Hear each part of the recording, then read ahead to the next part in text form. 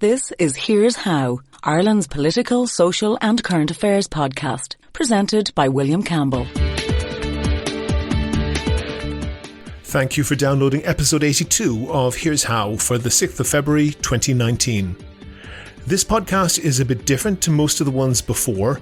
It's more of a documentary into a topic that I've been chasing for a while. How rigorous in its independence is our national broadcaster?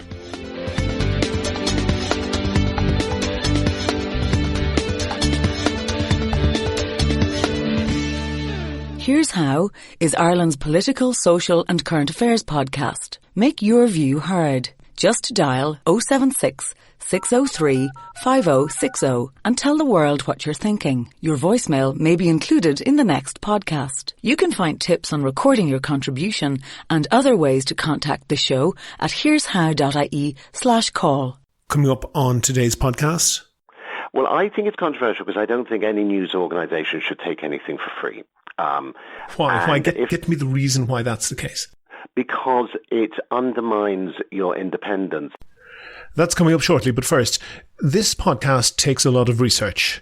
That's a pretty big time commitment in itself, but some topics I want to cover take much more time than others. Sometimes months. In the case of this one, years. It's the sort of thing that I'll do more of if people would like to sponsor it on Patreon. So if you find this interesting or valuable, I'll tell you how to make it happen more often at the end of the podcast. Our national broadcaster, RTE, has pretty strict rules on balance and fairness in what they broadcast. Obviously, RTE can't tell lies about people, but the rules go much further because you can be very biased without ever telling any actual lies. For one, to be biased, you could just ignore some stories. Another form of bias is to always cover only one aspect of a story and to ignore another aspect. For example, take two American websites, the far-right Breitbart and the left-wing Huffington Post. They cover immigration in radically different ways. On Breitbart, any negative story about an immigrant will be splashed all over their website. Any immigrant committing a crime, even getting a parking ticket, gets huge coverage. By contrast, on Huffington Post, any immigrant kid getting so much as a gold star for their homework is a heartwarming tale of triumph over adversity. Without ever telling an actual lie, those sites, banging out either negative or positive stories day after day, month after month, they affect the perception of their readers. If every time a topic is mentioned, it's always in a negative or always in a positive way, that has an impact. So, to be balanced, Section 2.3 of RTE's guidelines say that they maintain a balance of opinion that reflects the weight of evidence, ensures fair treatment, is open-minded, and provides opportunities over time so that no significant strand of thought is ignored or underrepresented. Keep that in mind. No significant strand of thought is ignored or underrepresented. Those are the rules. RTE copies the BBC in much of these rules, but RTE relies on commercial funding for more than half its income, so there is the added danger for RTE that commercial interests will influence its content.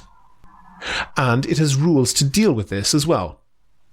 RTE has two revenue streams here. First, there's advertising, 30-second slots to say buy this soap powder or those baked beans or whatever, and sponsorship of programs, so a company's image is enhanced by association. This program is brought to you by the nice people at Acme Corporation or whatever. Here, the weather is sponsored by ESB Networks. RTE Radio 1 Weather with ESB Networks. Download. Everyone knows what an ad is, but sponsorship is specifically defined in RTE's rules. There are two tests. First, the sponsor makes a contribution in cash or kind. And secondly, the sponsor gets a mention on air. The ESB pay RTE money, and RTE puts in a plug for the ESB, so to speak. Now, for sponsored programs, there are particular rules. These are designed to prevent RTE from being unduly influenced by their sponsors. In particular, the sponsor of a program is not allowed to have any input at all into the editorial content of the program that they're sponsoring.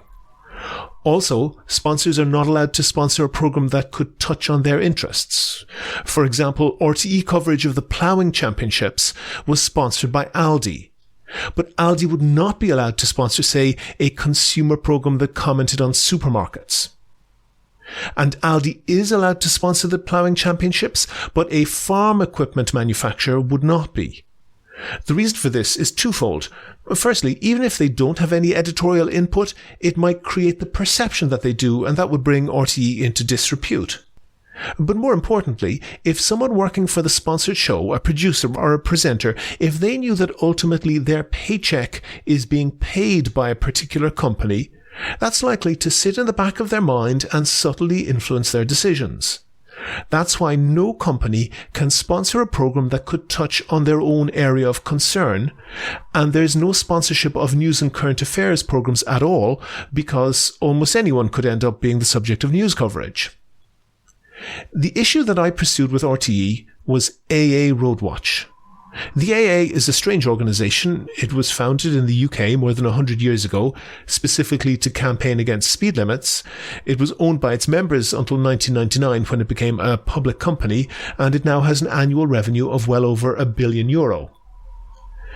Through the years, as well as campaigning against speed limits, they have campaigned extensively against seatbelts, against unleaded petrol, against public transport projects, and against taxation of the motor industry, which they regard as unfair. In the 1990s, the AA in Ireland began to provide traffic news inserts to RTE Radio, and this has grown so that they now provide more than 150 broadcasts a week on RTE, plus about 50 more on Today FM. They have a series of little one-person studios at 21 South William Street in the centre of Dublin, and the people who read and write the broadcasts are AA staff members. They're employed by the AA, not by RTE. Those AA staff members typically rattle off a few street names, followed by an adjective like chock-a-block, bumper to bumper, or, my favourite, jammers. Like any news, it gives information after the fact, and it's difficult to see how any driver could use information like an earlier crash has been cleared, even if they were driving on one of the half-dozen routes that's included in a bulletin. Still heavy on the M1 southbound from before Junction 7 Julianstown through to Junction 5 Balbriggan South following that earlier crash. It's slow now from Junction 7 Kill through to Newlands Cross flyover, where an earlier crash has been cleared. Earlier works have finished up on Merrion Row outbound just after the Kildare Street junction, but traffic is still heavy from Cork Street. Google Maps gives live traffic speeds for every road in the country, and the overwhelming majority of Irish drivers have a smartphone, so it's not clear what useful service AA Roadwatch is providing to anyone. It's also noticeable that the locations featured are overwhelmingly middle class. Junctions serving posh areas of South Dublin have become famous, such as Knockline or Carrickmines. It seems that working class areas don't have any transport problems at all. And one of the first AA Roadwatch presenters, Conor Faulkner, has become a household name as probably the best-known industry lobbyist in the country. In this role, Faulkner has appeared hundreds and hundreds of times on RTE. Before I bring in Conor Faulkner, there's just one other question. Why don't these... Let's stay with that story, and Conor Faulkner of AA Ireland is with me in studio. Conor, thanks for coming in. Busy at the moment, as Conor Faulkner from AA will tell us. Here in studio by the Director of Consumer Affairs for the AA, Conor Faulkner. Conor Faulkner, thanks indeed for talking. And by Conor Faulkner, Director of Consumer Affairs at the AA. Conor, you might explain... I think we have to face facts and accept that the buses are going to have to be taken out of there. I mean, ultimately... As well as lobbying, the AA is also a major player in the insurance business. Remember, RTE's own guidelines define a sponsored programme as a programme where any type of contribution is made in return for promoting the contributor's name. I would have thought that an idiot in a hurry could see that this means that AA Roadwatch is a sponsored programme. The AA pay the salaries of the presenters and they pay the rent on the studios. And in return they get a name check on air hundreds of times a week. In fact, the AA often also promote their own web address for the website that they use for their political campaigns and to sell their insurance, but that's not necessary to establish that it's a sponsored program, just that they meet some of the costs of the broadcast and they get a name check. That puts it within the definition. I think that that's breaking RTE's rules. First off, remember that a sponsor is not allowed to have any input whatsoever into the content of the program that they sponsor. In this case, they have total editorial control. AA employees write the script and then read it on air themselves live. Secondly, you can't sponsor a program where you have an interest in the content, like Aldi can't sponsor a program about supermarkets. The AA are by far the biggest motor industry lobbying organisation in the country. The content of AA Roadwatch is clearly something that matters to them. I'll come back to that in a bit. But there's a third rule that RTE are breaking. No sponsorship at all is allowed from any political or campaign group. It doesn't matter if you're Save the Eighth, Fianna Fáil, Right to Water, the Workers' Party or the Roscommon Hospital campaign. On RTE, you're not allowed to advertise and you're not allowed to sponsor. Full stop. Now, I mentioned these issues to some RTE staff. Many of them just shrugged their shoulders and they said, but it's just traffic news. Several of them compared it to Met Éireann supplying the weather, and I don't accept that for a couple of reasons. Firstly, Met Éireann staff are civil servants who are not allowed to promote political causes. By contrast, the AA explicitly say on their website that they run political campaigns. As well as media pressure, the AA also do vigorous behind-the-scenes lobbying of government officials and ministers to try to change transport policy. And the content of AA Roadwatch has a specific relevance to that. For example, the AA campaigned hard, with some success, against the construction of Lewis. The project was delayed for years, reduced in scale, and the 2 lines that were built were shortened so that initially they didn't even meet. In AA Roadwatch broadcasts, the AA doesn't normally dish out blame for the traffic problems they report on. They might talk about an accident causing congestion, but they don't say whose fault it was. But during the construction phases of the Lewis, one of the most common items carried on AA Roadwatch was delays due to Lewis works. On almost every slot, they had some mention of Lewis works causing congestion, Lewis works slowing traffic, traffic diverted to move services for Lewis, road closed for Lewis works, stop and go system for Lewis works, Lewis delay, Lewis problem, Lewis congestion, Lewis traffic jam, over and over. I'm not suggesting they said anything untrue, but like the left and right-wing American news sites choosing to highlight either every good or every bad story about immigration, you don't have to lie to promote your opinion. If you have a big enough platform, you can just repeat over and over the topic that suits you and ignore the one that doesn't. You can be certain that AA Roadwatch never reports on congestion caused by Ireland's excessive car dependence. You never hear about delays caused by lack of investment in public transport. They never mention traffic jams caused by poorly planned developments miles from any amenities. Now, whether you agree or disagree with the AA's campaigns, you can't argue the fact that the AA are making editorial decisions that impact directly on the areas of public policy that they campaign on. And there's another problem. Even if the reporting is balanced, the very fact that something is reported 150 times a week on our national broadcaster is a signal that it is a national priority. If we cut from the Dáil or from the White House to hear that traffic is slow but moving on the Lower Glanmire Road, it sends a message that that issue is more important than someone waiting in the rain in a working class area for a bus that never shows up, or living in a town in Ireland where there's no public transport at all. And for the AA, this strategy works. I can prove it. Regardless of the effect on public opinion, just the effect of politicians personally listening to AA Roadwatch makes politicians more amenable to the AA's lobbying. How do I know? Because they say so. It's on the Dáil record. You only have to listen to AA Roadwatch in the morning. The N4 and the N7 feature absolutely on every single... I appreciate that, but I would put it to you, Minister, that the N11 is an extreme case. Anecdotally, turn on AA Roadwatch in the morning, driving in, and on many mornings, given every road... In my area, Dunkettle interchange, and OPW need to be more forthcoming with their money. We hear about the Dunkettle roundabout every morning on AA Roadwatch. Now we move. The road into Adair has been named by AA Roadwatch as one of the country's worst in terms of traffic tailbacks. It is such a major junction that it features regularly on the AA Roadwatch reports. Now, it's come to my attention... That's TDs Catherine Murphy, Stephen Donnelly, Sean Fergal, Dan Neville and Derek Keating, all citing AA Roadwatch as empirical evidence which they say should guide transport spending. Many other TDs and senators have done the same. When I made a complaint on this basis to RTE, they had a clever response. They said that sponsorship rules don't apply to AA Roadwatch because it's not a sponsored programme. That doesn't really get them out of jail for free, because if you regard AA Roadwatch as a non-sponsored programme, there are a whole other set of rules that they're clearly breaking. RTE has a set of rules for advertisements, a set of rules for in-house productions, a set for external productions, and each set says that RTE can't hand over editorial control to partisan outside groups.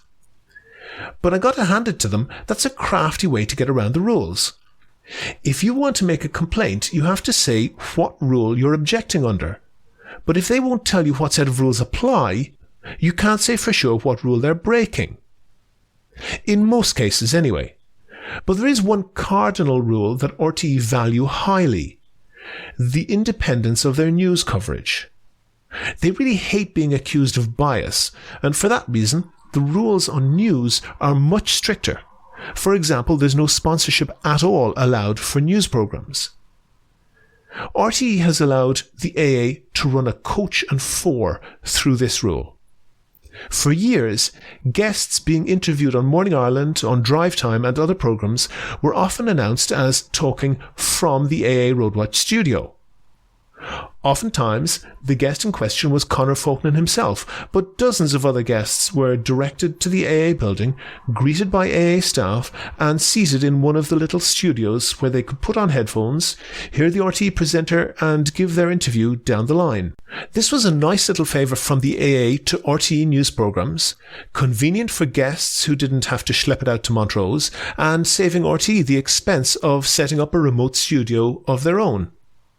Convenient, helpful, free, and totally against the rules. It puts RTE editors and journalists in an invidious position where they have to choose between the obligation that the AA's generosity puts them under, or reporting objectively on the topics that the AA campaigns on. As I said, I've been pursuing this for a while, and I said to RTE that AA Roadwatch is clearly a sponsored programme. They said it's not. No explanation, just it's not. So I asked them, what is it? And they answered, it's not a sponsored programme. And I asked again, what is it? And they wouldn't give a straight answer.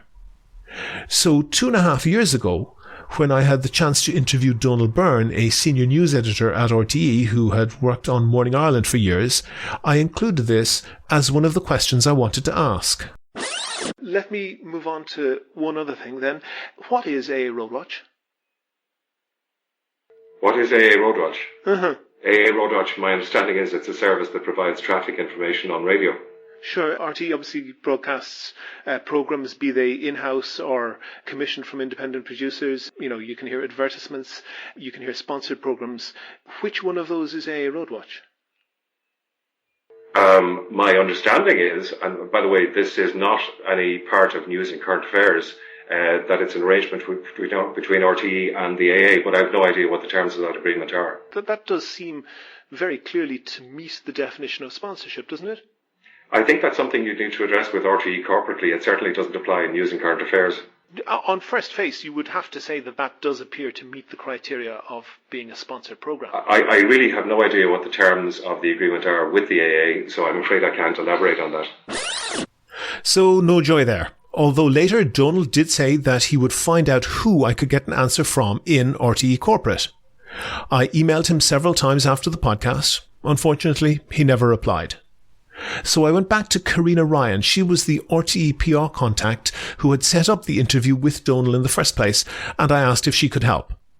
I emailed her, I sent reminders, weeks passed, she never answered. I also got another PR contact in RTE, Laura Fitzgerald, and followed up queries with her. Again, no answer, and they're addressed it for a couple of years. Then in September last year, I got in contact with Neil O'Gorman, the corporate communications manager for RTE, because I wanted to do a wide-ranging interview with an RTE spokesperson, and he would be the person to arrange it, and I mentioned to him that I would like to include that question. He said that he'd get me an answer. 1 week later, I emailed him a reminder. No answer. And a month after that, I called him again to remind him of the question, and he said that he would get an answer within a day or two. Another week went by. I sent another reminder. He promised to get the answer. Another month later, I sent another reminder. We're up to the middle of November now, and he promised to get back to me. Another 2 weeks later, still no answer, and I was beginning to think that I just might be getting a runaround. So I called him again, and this time I hit record. Speaking. Is that Neil? It is. Neil, this is William Campbell from the Here's How.ie podcast. William, how's it going? Not so bad. Neil, are you chasing me on AA Roadwatch? I am, yes. Yeah, do you know what? I every time I chase someone and no one comes back to me. So look, I'll try and commit to getting that back to you as soon as I can. Just between people being in and out, I haven't got a clear answer yet on where exactly it's at. But look, that might sound bizarre, but a number of people sort of are over it, are not over it, and in and out. So look, I'll try and nail it for you today. I'll just put a couple of calls through to people, but it's one of those I haven't been able to quite nail yet, and then it's gone off my list as other things crop up. So look, I understand. I know you're on it. Listen, Neil, the thing about this is, obviously I've been chasing this with you for 2 months. Yeah. It's actually 2.5 years since RTE gave me a commitment that they'd answer that question. It does feel like this is being dodged and people are trying to run down the clock on it. Not the case. A couple of people I've spoken to weren't entirely sure of the arrangement, but they were peripheral to it rather than directly involved in it. So I've had to chase a number of different people was one of the issues, and then between one thing and another, it's there's sure. But Neil, the bottom line is you're getting the same response as me, and I accept that you're an honest person. But basically, I got a commitment that question would be answered about 2.5 years ago. I sent reminders, and everything went cold on that. As a matter of interest? Donal Byrne from RTE from Morning Ireland. Right. Who I think probably should know, given that they have a lot of the inserts.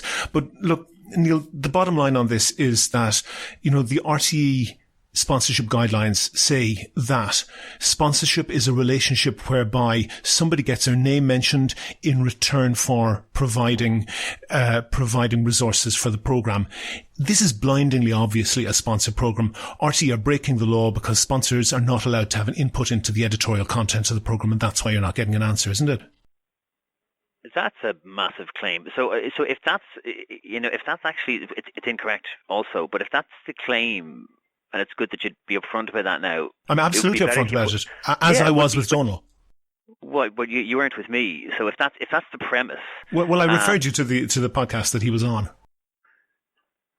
Right, but even still, I mean, you've got.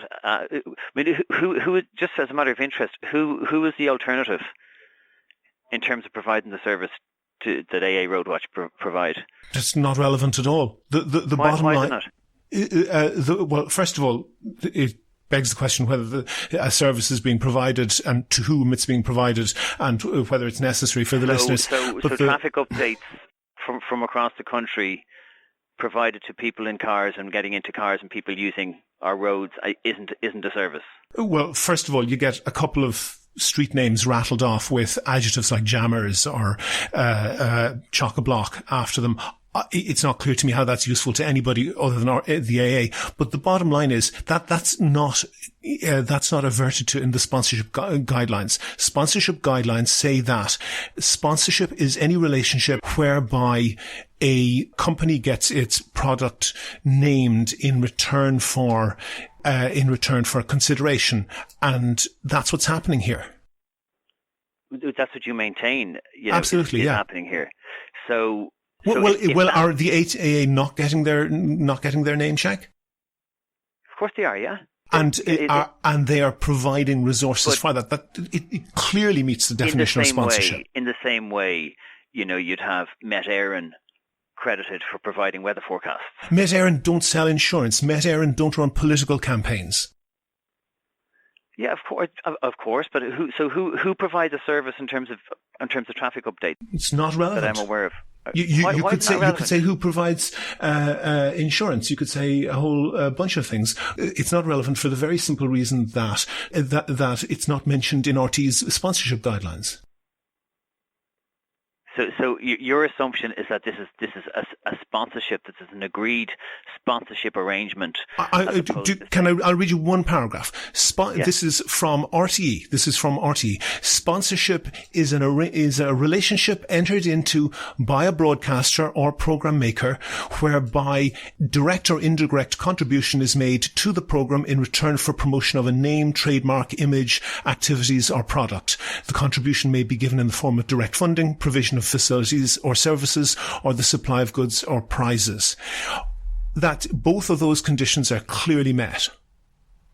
The AA promotes its website where it runs political campaigns and sells insurance, and the AA funds, at least in part, that service, that broadcast for RTE. The fact that you can argue that. But the assumption is what? So I understand what sponsorship is.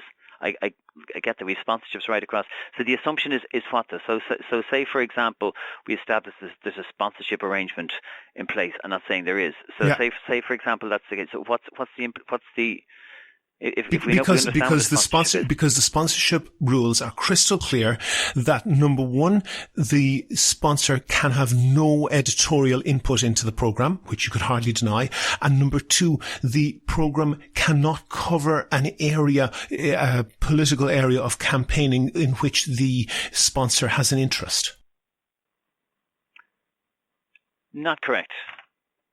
So you're saying, so hang on, so say for example, any number of sponsors across any number of areas that editorially, and you can't cover that sort of topic in any sort of, I'm not sure what the point is there. How would you have that much editorial control over a decision to cover a whole range of issues that may impact on a sponsor's area of business? Well, you have whoever sponsoring the 2FM chart show. A number of years ago, it was Coca-Cola. So they say this is the Coca-Cola chart show. Right.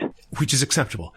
Sony Music could not sponsor that. You could not say this is the Sony Music chart show, because that would tend to put pressure on the decision makers to promote Sony Music's product and not that of their competitors. You don't have to show that that's happening. You just have to show that there's a danger that could happen.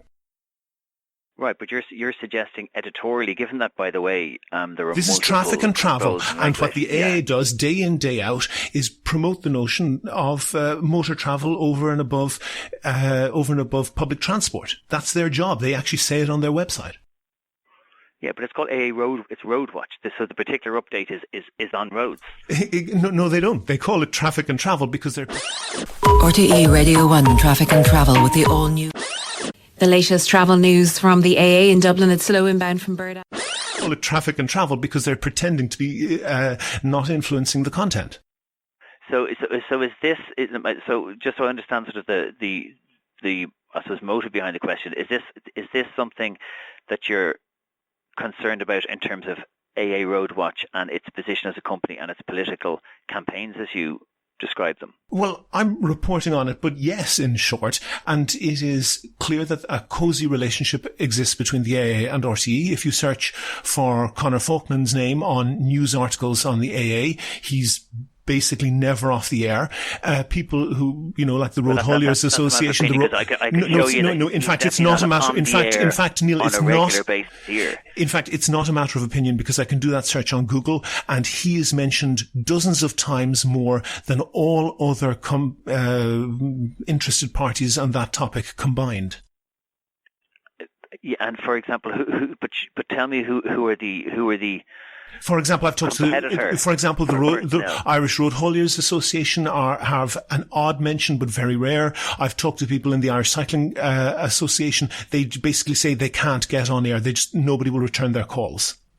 Well, I'm sure that's not true. No one generally, or no one in RTE? No one in RTE. They can't get their content onto RTE. they can't get a spokesman on when there's an issue relevant to them. To me now, yes. Let's be clear. What you're revealing to me now is a whole range of conversations about so something that you've come to me and asked me what's the specific relationship between AA Roadwatch is actually a much bigger conversation you're asking about. So you're suggesting absolutely, I'm gathering facts. Conor Faulkner is on air more than anyone else. Irish Cycling, to quote you, don't get calls returned. Cozy relationship. Yeah, absolutely. I can give you Neil, and I can give you examples where, for the issue is cycle lanes, and Conor Faulkner is brought on to give the AA point of view, and the Irish Cycling campaign will point to press releases that are on the same issue that are not picked up. Yeah, so we've had interaction with the Irish cyclists generally on a number of issues. I could, if the question is around editorial. Neil. This can be done mathematically just by searching the number of occurrences, and I've done that. With all due respect, that is not mathematical. That is not. So a Google search, and by the way, then talk to me about the bias that's levelled at Google in terms of what that produces in terms of search. No, it's an RTE search actually. Okay, so but there is no way for you to track absolutely every broadcast, every program, every piece of program content, every piece of radio content, every piece of online. But if that's the response that you need from us, well, then you need to put that question. That's not a question you've put to me yet. That's absolutely true. But the first question is, what is the relationship between RTE and the AA? And 2.5 years later, nobody will answer the question. Okay, but now that we've had a sort of a more upfront conversation, I can push it.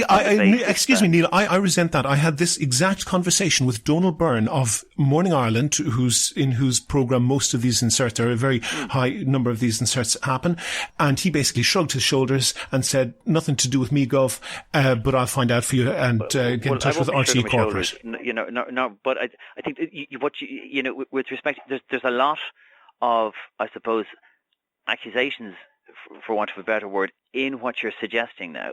So I think if there were 4 or 5 or 6 or 7 questions that you need to put to us, rather than it just being a straightforward, what's the relationship between RTE and AA Roadwatch? Surely those subsequent questions depend on the answer to the first one.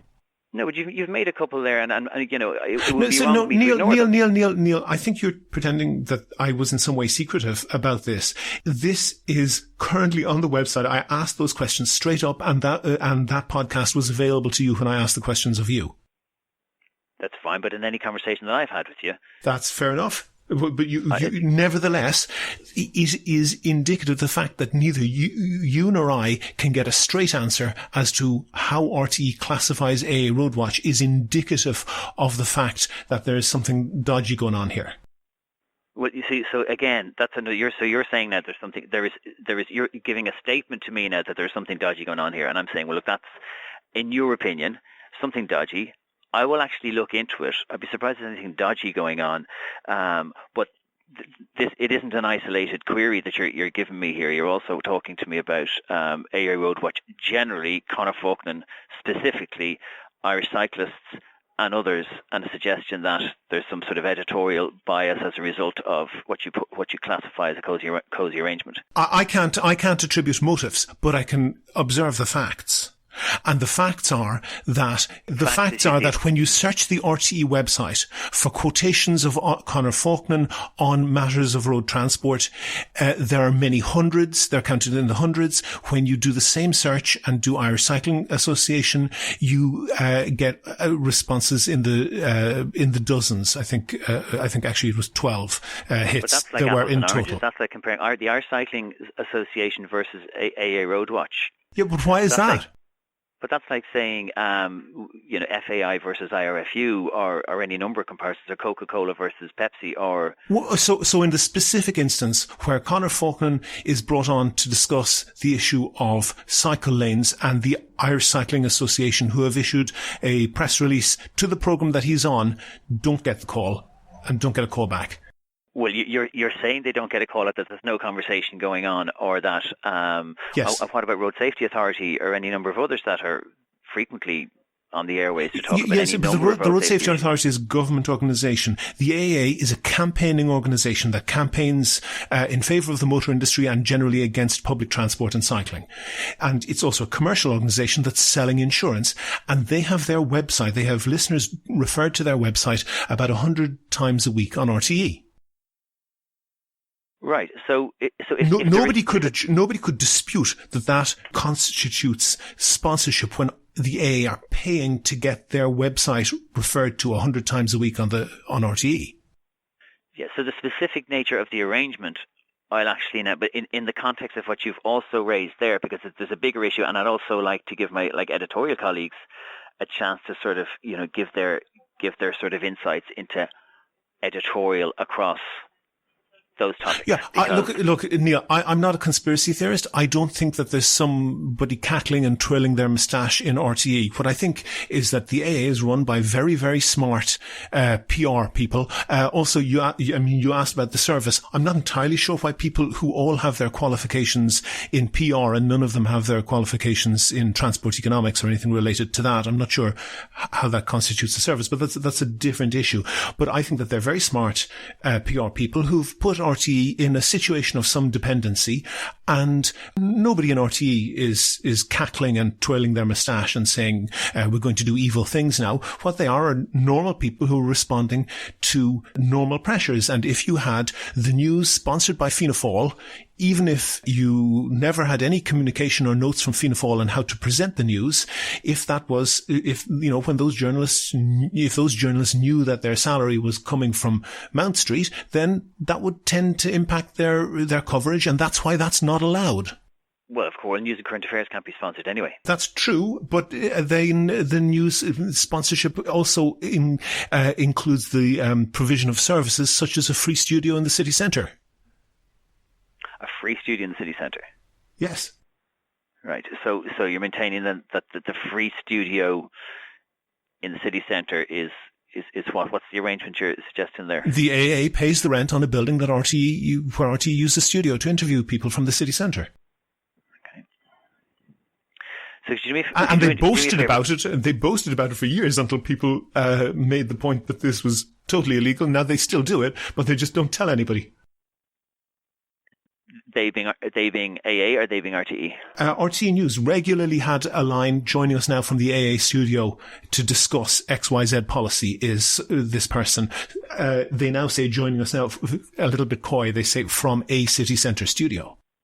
Right, I'll have to look into that. So do you want me? So two questions. One is just so I'm not incomplete in what I come back to you with. Sure. Do you want to put the 5 or 6 questions you have there? I will happily put them in email, but after I come back to you on the arrangement. I have been 100% happy to be upfront about this. I am entirely confident that people in RTE are fully aware. If you are not, I'm sure there are some people fully aware of why the question is being asked, and I'm fully sure that's why you're not getting an answer in the same way as I haven't got an answer for 2.5 years.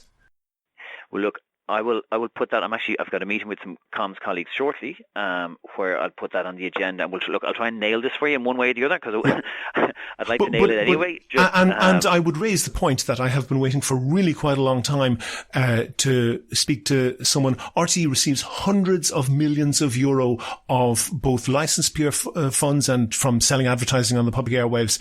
They have a responsibility to explain how they serve the public, and just refusal to answer for month after month and year after year is not good enough.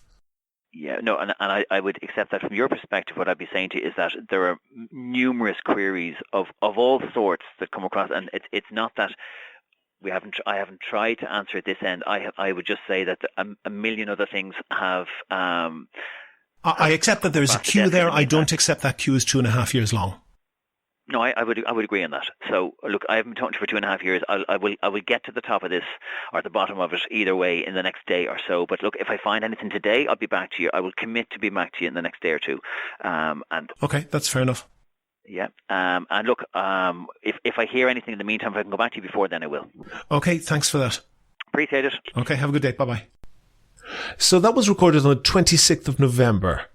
I sent Neil an email after the phone call to make sure that he had the questions clear, precisely what does RTE classify AA Roadwatch as, and if they claimed it wasn't a sponsored programme, then how could they explain that, and how could they justify use of free AA studios for news interviews. I also told Neil that I believe RTE, as a publicly funded body, has a duty to explain itself to the public, and that if RTE failed to answer, I'd still report on the issue and use that recording you just heard to highlight that failing. 2 days later, Neil emailed me with some PR guff that didn't address my questions at all, other than to say RTE News does not currently use studios funded by the AA. I replied saying that he had committed to answer my questions, not just give PR blather about how great and independent RTE is, and to say that the statement that RTE News does not currently use AA studios is ambiguous. Did that mean that they weren't using the studio on that day or at that exact time, or did it mean that they had a general policy of not using AA studios anymore? There followed a long series of emails back and forth with Neil dodging and affecting not to understand questions. At different points he asked me what did I mean by AA Roadwatch, is that the traffic news segment? He suggested that I should ask the AA about RTE policy rather than ask AA, and he suggested I should contact RTE's Freedom of Information officer. I did eventually drag out of Neil an admission that RTE has no particular policy of not using AA studios for interviewing news guests. They just happened not to be using it at the particular time he wrote his answer. He wouldn't say when they'd last used it, and I asked whether they pay the going rate for renting a studio or accepted its use for free in breach of its own rule book. Neil didn't answer. I asked multiple times whether RTE accepted the fairly obvious conclusion that the AA supplying traffic updates in return for promoting its name meets their own definition of sponsorship, and I got an answer of sorts. Quote, AA Roadwatch does not sponsor these programs. Rather, RTE has a commercial agreement with AA Roadwatch to provide a service, which did sound like an answer, but was it? There exists a thing called a non-denial denial.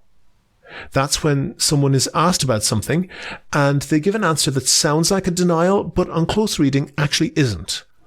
The most famous example comes from Bill Clinton when he was asked whether he had an affair with Monica Lewinsky. He said this: I did not have sexual relations with that woman. These allegations are false.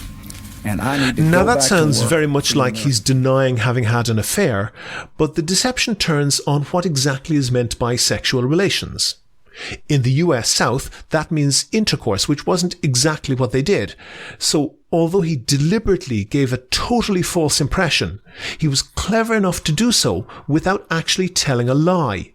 So when I looked at Neil O'Gorman saying that RTE in fact had a commercial arrangement with the AA, I thought, hang on, a sponsorship deal is a commercial arrangement. So if he's saying that they have a commercial arrangement, that's not a denial that the arrangement amounts to sponsorship within RTE rules. I made this point to Neil. I even emailed him the link to the Wikipedia page describing a non-denial denial, but he refused to address the point.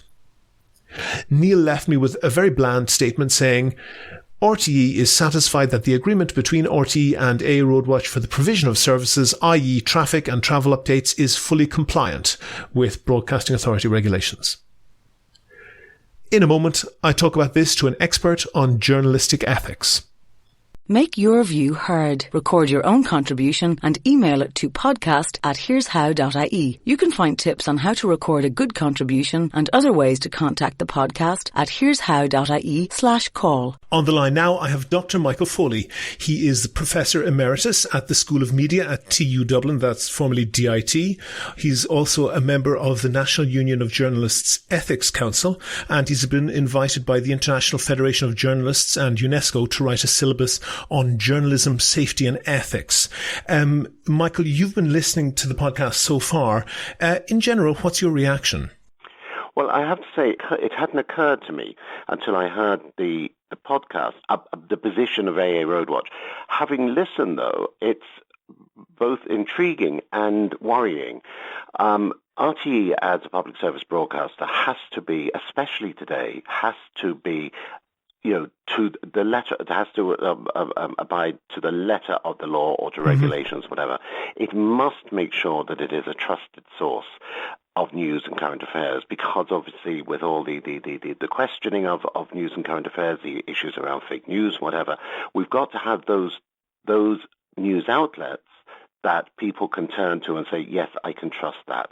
And if there's any question whatsoever, that really does have to be, that question has to be answered. And I think you've raised some interesting issues around AA Roadwatch. There's a number of things that sort of, when I was, raised a flag for me, was one, it was obviously the relationship between AA Roadwatch and RTE, which you've obviously still got to have defined for you. Yes. The other one was the use of Conor Falkland quite so often. As you rightly say, he is with a lobbying organisation, an organisation that has a function defending, as it would see, the motorist interests or whatever. So I think you raise very interesting issues, and I think they could possibly be applied wider as well. There are people. One thing, Michael, I recall is Colm Tobin, the novelist, writing about when he was the editor of McGill magazine. He was surprised. This is going back to the 1980s. I think he was surprised to learn that Aer Lingus at that time would give free tickets to journalists just on request. As somebody who's a specialist in teaching young journalists and in journalistic ethics, why would a company give free stuff to a journalist, and why should or should not a journalist accept it? Well, I do recall once going to America where Aer Lingus paid, and the Irish Times agreed, which I regret since, where we were asked did we want to go to some major sporting event, which I declined to go. I couldn't see what purpose that had or why I would be given a free ticket. But obviously the reason was for what they would presumably call goodwill. But a lot of companies do this. There used to be far more of it in terms of, free trips and that sort of stuff. That has probably died slightly because I suppose there's no real What's the reason that that's controversial? Well, I think it's controversial because I don't think any news organisation should take anything for free. Why? Get me the reason why that's the case. Because it undermines your independence, and even if independence isn't undermined, there is a perception out there with the public that if the public know that the travel pages of a newspaper are written entirely following free trips, well then why would they believe anything there? Now, when I was in the Irish Times, they actually brought in an ethics document which actually said what you could and could not take for free, which in the main was very little. You could obviously take if somebody gave you a biro with a company logo on it or something like that, there was nothing wrong with that. But anything, more substantial or anything that would be there clearly to get you to be favourably disposed towards the company should not be accepted. And that's what the Irish Times did when I was there. The one other question I want to ask you about is the actual content of AA. Now, I've spoken to RTE spokesperson, but I've also had off-the-record sources in RTE, and they very much had an attitude of shrugging their shoulders about the traffic news and say, well, this is just like the weather. It's uncontested information, seems to be what they're saying. But in fact, the fact that it exists draws attention to perhaps the problem of, traffic jams over and above people using other transport facilities, public transport in particular. What did you think in particular about how many TDs have used AA Roadwatch in the Dáil to say, spend more money on roads in my constituency? Well, I think the AA Roadwatch has, and I admit that I hadn't thought about it till I heard your piece. I think it is has become an incredible brand because of the AA, because of AA Roadwatch. And I take your point that having AA Roadwatch on the news bulletins, whatever, has raised the profile of the AA itself. There was always this thing about the voices of the mainly the young women who were the reporters. The idea of the sort of the South Dublin Lewis accent, whatever, was all became sort of very identifiable as a piece of goodwill for the company. And yes, it I mean, like you, I have no idea what the commercial relationship is. Well, I actually do have an idea from off the record, as I understand it, from sources within RTE. RTE have provided some technical assistance in terms of connectivity for those studios, but the rent on the building and the salary of the presenters is paid entirely by the AA. That's what I assumed. The issue with the AA, is interesting because the image we have of the AA is formed by AA Roadwatch. There's absolutely no doubt that the notion of the AA being a trustworthy brand comes about because they appear on RTE and especially on the news programs. Do you think that brand leaks over so that when somebody says, and now here's Conor Faulkner of the AA, that he is more believable than another lobbyist lobbying for a different industry would be because he has that association? I think so. I think so. And I think also it presumably, and this is the reason they do it, presumably it leaks over into, purchasing car insurance. Mm-hmm. You're buying from a very reputable source whose identification with, say, RTE means that it's sort of it becomes quasi-official nearly, because maybe in people's minds they don't see them quite the same way as they view AXA.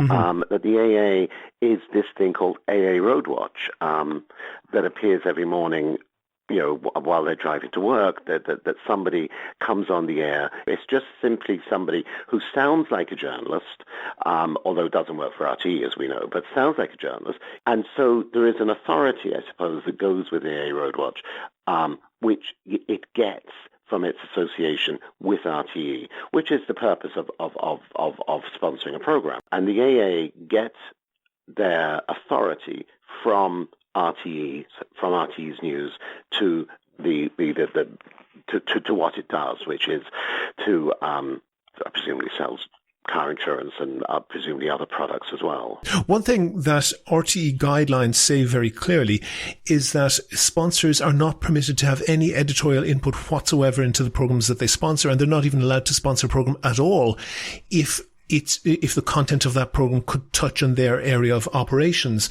Now, the AA, not only they have editorial input, they have complete editorial control, and RTE get around this, and it seems to me that they're trying to say that they can decide by fiat what is and is not sponsorship. There are two tests in the RTE rules. One, there's a name check, and two, there's some sort of payment in cash or kind for that. AA Roadwatch clearly ticks both those boxes.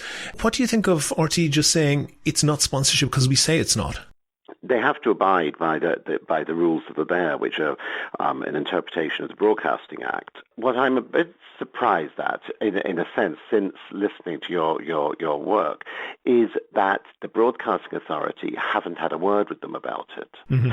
Now, I suppose what RTE would say, I mean, to offer some defence for them, is that, in a sense, now forgetting the actual rules which you're quoting, but to say that AA Roadwatch, in a way, is a cocoon, that there's no RTE journalist has anything to do with it. They're not in the studios. They come from somewhere else.